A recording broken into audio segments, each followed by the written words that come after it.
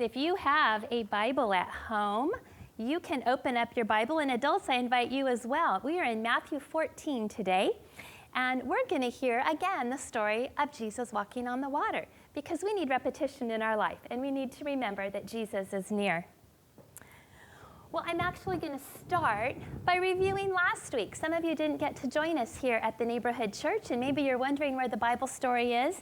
And really, last week's story flows right into this week. So we have Jesus here with an awful lot of people. And I just have a few people to show that there might have been about 5,000 or 6,000 people that were gathered on the shore as our story started. You see, Jesus and his 12 disciples thought that they were going to get a little getaway weekend, maybe a staycation. And they had gotten into a boat and they had sailed across to a little city called Bethsaida, hoping they could have just some quiet time. They'd had a dear friend that had died. They'd been really busy out ministering, and Jesus really wanted just some time with his 12 best friends. But the people saw what was going on, and they ran around the shore, and they were there to greet Jesus. And so when the disciples and Jesus get out of the boat, here are all these people. Well, you know, I might have gotten really grouchy. My plans got ruined, but Jesus didn't. Jesus had compassion. And he talked with the people. He healed the sick people. He spent all day with the people here on the shore. And as it's getting towards dinner time, the disciples said, "Hey, Jesus, we need to send these people home. They're getting hungry. It's late. You know, what are they going to do?" And Jesus said, "Oh, we're not sending them away. We're going to feed them." These 12 disciples have spent a lot of time with Jesus, but they weren't sure what he meant because they didn't bring any food. And there were no grocery stores here on the shore. And so Jesus sent the disciples out. He says, "Go find the food."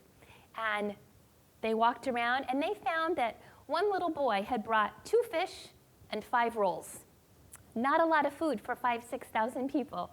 But Jesus prayed, and he broke that bread. And you know what? Every single person who was there listening had a full stomach.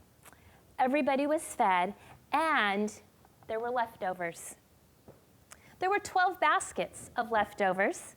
Some people say that each disciple got a basket of food to remind them of this very special miracle, and that they should not doubt Jesus' provision because he took care of all of these people. Well, the hungry people who are no longer hungry, they've been fed food, they've spent time with Jesus, they go home, and Jesus immediately sends his disciples out in a boat to go back towards the shore, to the other side of the Sea of Galilee. And that's where we pick up our story today, in verse 22. You know, the Sea of Galilee is a real sea. It's actually a lake. We call it a sea. And it's still there in Israel, and if you have a chance to go, maybe you'll get to go on it. And it's a very interesting little lake, because it sits in the middle in a huge valley with mountains all around. And sometimes the winds will come off the hills and down in and swoosh across the water and go up the other side. And that can make for some very treacherous water, wind, waves here on the Sea of Galilee. I have just a little plastic boat I've put here in, but you know, if I just slosh it, my boat goes back and forth and all around. Not a lot of control. I don't know if you can see all the way in there. But that's a little bit what the Sea of Galilee is like. And so the disciples are here at the end of the day when the winds do pick up, and they're out there. And the Bible tells us that they had rowed 3.5 miles. Now, 3.5 miles for me means that I could drive, maybe walk, to Target and back home again. And that's about 3.5 miles. Maybe for you, it's a trip to a sporting event or a practice or your best friend's house. You can kind of get an idea. They had rowed a long way. But they were starting to have trouble as they were out there. Because while Jesus, I'm sorry he's going to be in the water here for a minute, pretend with me. Jesus had gone off to the mountain to pray. The disciples are out in the water, and a storm starts. The clouds come in, starts raining, the water's getting really choppy with all of that wind blowing, and there's Jesus praying. But you know what? Jesus could see. and he saw that his disciples were in trouble. And so what Jesus does is he goes walking out on the water.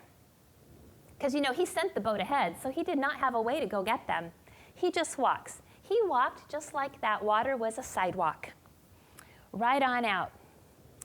It's about 3 a.m. in the morning, so lighting is not good. Maybe there was a little bit of a moon that night, but the disciples aren't quite sure what's going on. They think maybe a ghost is walking over. Now, the Bible tells us that the disciples didn't believe in ghosts, but that's what they thought it was. They could not figure out who or what was walking towards them on the water. I'm going to move our storm away for right now, if you'll let me. And as they got closer, they realized that that might be Jesus. Well, let's see what it says here in the Bible. Jesus started off and he said some words to them in verse 27. Take courage, it is I, don't be afraid. Well, Peter, who's always the first one to talk, says, okay, Lord, if it's you, let me walk on the water too. And Jesus says, come on out. Well, as long as Peter had his eyes on Jesus and was focused on him, he walked on that water. But then he started to feel the wind on his face.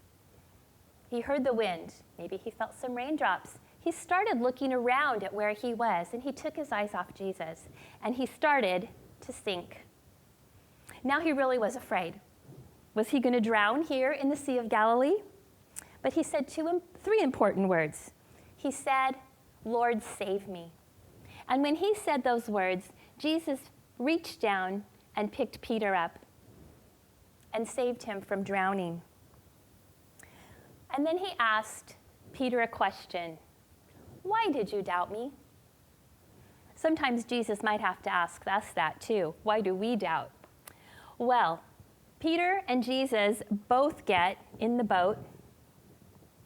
And when they get in the boat, the storm stills. And they are able to sail on to the shore and finish that journey. When that storm stilled, the other 11 disciples there in the boat, said, truly, you, Jesus, are the Son of God. They realized that only God can control the wind and the waves and all of creation. And in that moment, they realized who he was. You know what? That makes a point for us. We need to figure out who is Jesus. Twigs, you and I have memorized a verse, John 3:16, and maybe you'll say it with me right now at home while I'm saying it up here. It says, for God so loved the world that he gave his one and only Son, that whoever believes in him shall not perish but have everlasting life. And we have learned, we've talked about this many times in our Sunday school class, that we are all born with sin. We all do wrong things. We could probably make a nice long list when we've been home and gotten grouchy and frustrated with our family, or maybe we didn't get to watch the TV show we liked and we got upset, probably full of sin. But God had a plan for us, and he sent his Son Jesus to die on that cross for us.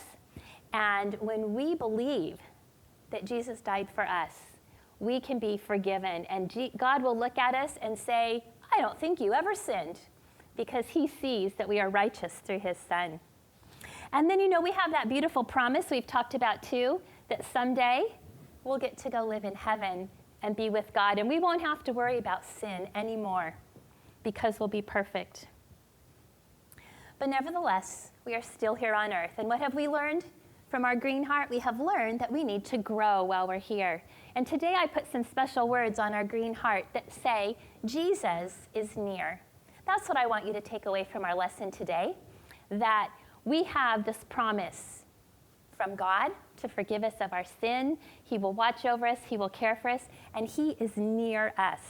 You know what? We have been learning this verse that says, there is no rock like our God, because our God is strong. And we can trust him to be near us, especially now when things can be hard, or maybe it's frightening. You're hearing different things on the news, and you're not going to school, and life is really different. But next time you are afraid or unsettled or not sure of what's going on, I hope that you will ask God to save you. And we know that he will take care of you just like he did Peter. He didn't let Peter drown, and he won't let us drown.